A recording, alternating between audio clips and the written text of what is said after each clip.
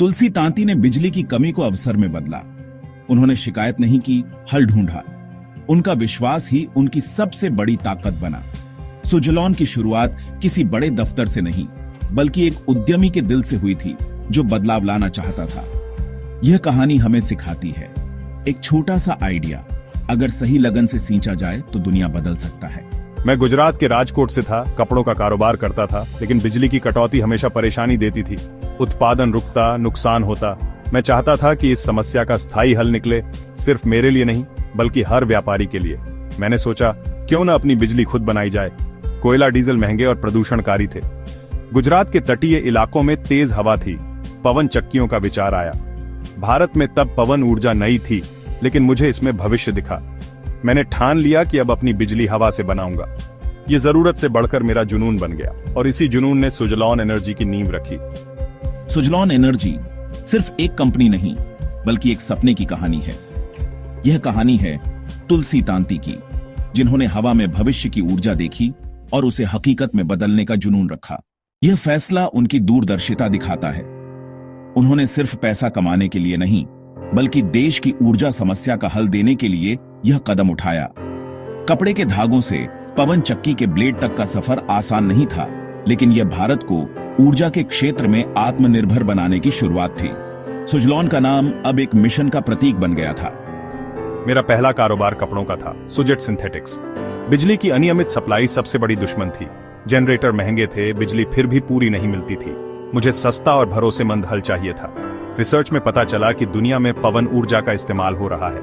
हवा मुफ्त थी, पर्यावरण को नुकसान नहीं था। मैंने 2 पवन चक्कियां अपनी फैक्ट्री के लिए लगाईं। नतीजा चौंकाने वाला था। बिजली की लागत आधी हो गई, उत्पादन बिना रुके चलने लगा। तब एहसास हुआ यही समस्या देश के हजारों उद्योगपतियों की भी है। मेरे अंदर के उद्यमी ने अवसर देखा। सोचा क्यों ना पवन चक्कियां बनाने का कारोबार शुरू किया जाए। यह बड़ा जोखिम था, लेकिन मैंने अपने कपड़े का कारोबार बेच दिया और 1995 में सुजलॉन एनर्जी की शुरुआत की।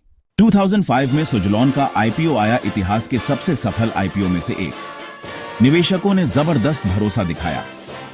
आईपीओ से मिली रकम ने कंपनी को और तेजी से बढ़ने में मदद की। सुजलॉन ने यूरोप की कंपनियों का अधिग्रहण किया, तकनीक और बाजार तक पहुंच बनाई। तुलसी तांती अब विंड मैन ऑफ इंडिया के नाम से मशहूर हो गए थे। सुजलॉन की यह उड़ान हर युवा को प्रेरणा देती है। बड़ा विजन और जुनून हो तो कुछ भी मुमकिन है। हमने सिर्फ पवन चक्की नहीं बेची, बल्कि पूरा समाधान दिया, जमीन से लेकर देखरेख तक। इससे ग्राहक निश्चिंत हो गए और कंपनी तेजी से बढ़ी। 2003 में अमेरिका से पहला ऑर्डर मिला, फिर ऑस्ट्रेलिया, चीन, यूरोप में भी पंख फैलाए। एक भारतीय कंपनी दुनिया में पवन ऊर्जा क्रांति का नेतृत्व कर रही थी। सुजलॉन की शुरुआत छोटी थी, लेकिन तुलसी तांती के सपने बड़े। उन्होंने भारत ही नहीं, दुनिया में पवन ऊर्जा का नेतृत्व करने का लक्ष्य रखा, लेकिन यह सपना महंगा साबित हुआ। सुजलॉन रीपावर को पूरी तरह नियंत्रित नहीं कर पाई। तकनीक का ट्रांसफर भी मुश्किल रहा। जर्मन कंपनी ने तकनीक साझा करने में आनाकानी की। सुजलॉन ने महंगी कार तो खरीद ली, लेकिन चाबी किसी और के पास थी। कर्ज का बोझ कंपनी की बैलेंस शीट पर दिखने लगा। रिसर्च और विस्तार की जगह पैसा कर्ज चुकाने में लगने लगा। यह अधिग्रहण सुजलॉन के लिए टर्निंग पॉइंट था, जहां से मुश्किलों की शुरुआत हुई। रीपावर को खरीदने के लिए हमें फ्रांस की अरेवा से मुकाबला करना पड़ा। आखिरकार 1.3 बिलियन यूरो में सौदा हुआ, अब तक का सबसे बड़ा विदेशी अधिग्रहण। इस सौदे के लिए भारी कर्ज लेना पड़ा, लेकिन उस वक्त कंपनी की स्थिति मजबूत थी, किसी को चिंता नहीं थी। तेजी से बढ़ती कंपनी कभी कभी ऐसे फैसले लेती है जो भारी पड़ते हैं। सुजलॉन ने 2007 में जर्मनी की रीपावर सिस्टम्स को खरीदने का बड़ा कदम उठाया। यह सुजलॉन और तुलसी तांती के लिए सबसे मुश्किल दौर था। मीडिया में दिवालिया होने की खबरें आने लगीं। कारोबार की दुनिया में सफलता को संभालना उसे हासिल करने से भी ज्यादा मुश्किल होता है।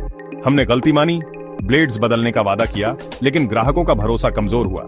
कर्ज का बोझ 17,000 करोड़ से ऊपर हो गया। कर्मचारियों को वेतन देना भी मुश्किल हो गया। शेयर की कीमत गिरने लगी, 400 से 10 रुपए तक। निवेशकों का भरोसा डगमगाया। इसी दौरान सुजलॉन के कुछ टरबाइन ब्लेड्स में दरारें आईं। कंपनी की प्रतिष्ठा को झटका लगा। संकट ऐसे समय आया जब कंपनी पहले से ही भारी कर्ज में थी। आमदनी घट रही थी, ब्याज बढ़ रहा था। 2008 की वैश्विक मंदी ने सुजलॉन को बुरी तरह प्रभावित किया। ग्राहक कम हुए, नए प्रोजेक्ट्स रुक गए, संघर्ष के इसी दौर में सुजलॉन की वापसी की कहानी छिपी थी। हमने फोकस बदला, अब वैश्विक विस्तार की बजाय भारतीय बाजार पर ध्यान दिया। भारत की जरूरतों के हिसाब से नए टरबाइन बनाए। सुजलॉन ने अपनी सबसे बड़ी गलती सुधारी, रिपावर। अब सेनवियोनन को बेचने का फैसला किया। 2015 में सेनवियोनन को बेचकर मिले पैसे से कर्ज चुकाया गया। जिस सौदे ने बोझ बढ़ाया, उसी को बेचकर राहत मिली। बैंकों को भरोसा दिलाया। लंबी बातचीत के बाद कर्ज रिस्ट्रक्चर हुआ, कंपनी को राहत मिली। खर्च कम किए, कर्मचारियों की संख्या घटाई, दफ्तर बंद किए। कठिन लेकिन जरूरी कदम। इतने बड़े संकट में लीडर की असली परीक्षा होती है। तुलसी तांती ने हार नहीं मानी। कंपनी को बचाने के लिए सीडीआर प्रक्रिया शुरू की। रिन्यूएबल एनर्जी पर जोर न सिर्फ पर्यावरण बल्कि कंपनियों के लिए भी जीवनदायिनी साबित हुआ। तुलसी तांती का सपना फिर से हकीकत बनने लगा। सरकार की सही नीति ने डूबते सेक्टर को उबार दिया। सुजलॉन की वापसी में सरकारी समर्थन निर्णायक साबित हुआ। सरकार ने नीलामी के जरिए प्रोजेक्ट्स आवंटित करने की व्यवस्था शुरू की। प्रक्रिया पारदर्शी हुई, बिजली दरें घटी। शुरुआत में मार्जिन कम हुए, लेकिन सुजलॉन ने लागत घटाई, तकनीक बेहतर की और खुद को ढाल लिया। मेक इन इंडिया और सब्सिडी जैसी नीतियों से पवन ऊर्जा सेक्टर में नई जान आई। सुजलॉन को सीधा फायदा मिला। सुजलॉन के संघर्ष के बीच भारत में बड़ा बदलाव आया। 2014 में नई सरकार ने रिन्यूएबल एनर्जी को प्राथमिकता दी। 175 गीगावाट का लक्ष्य, जिसमें 60 गीगावाट पवन ऊर्जा। यह सुजलॉन 2.0 की कहानी है। नई पीढ़ी, नया जोश और धैर्य की मिसाल। आज सुजलॉन वित्तीय रूप से मजबूत है, ऑर्डर बुक बड़ी है, सरकार का समर्थन है। हम नई तकनीक और सेवाओं पर ध्यान दे रहे हैं। चुनौतियां हैं प्रतिस्पर्धा और कम मार्जिन, बट हमने अतीत से सीखा है। अब स्थिर और लाभदायक विकास पर ध्यान है। प्रणव तांती के नेतृत्व में कंपनी ने कर्ज कम करने, बैलेंस शीट मजबूत करने और भारतीय बाजार पर फोकस किया। राइट्स इश्यू से पैसा जुटाया, कर्ज लगभग शून्य कर दिया। सालों बाद सुजलॉन कर्ज मुक्त हो गई। मैंने आगे बढ़कर जिम्मेदारी संभाली। पिता के जाने का दुख था, लेकिन कंपनी को संभालना भी था।